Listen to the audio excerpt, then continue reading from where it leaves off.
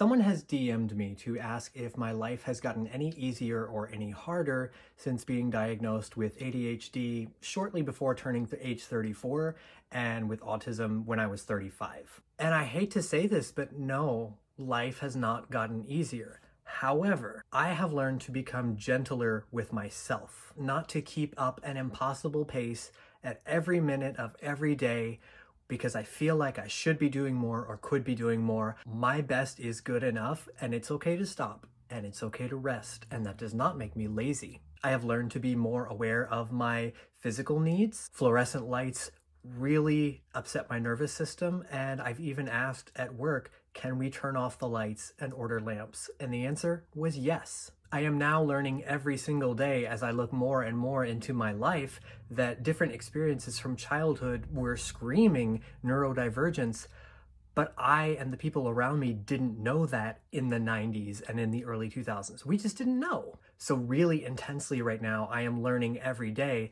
oh yeah, I had this experience and I didn't understand why, but now I have a better sense of what may have been going on. Medication is helping me, but it took 2 years to find one that offered more positives than negatives. It's also important to remember that a pill is not going to take these away. There is no cure. They're always going to be with you, and that's okay. If you've been anywhere near my page in the last week and a half, you've known that I've written 107 pages of a new book in 12 days.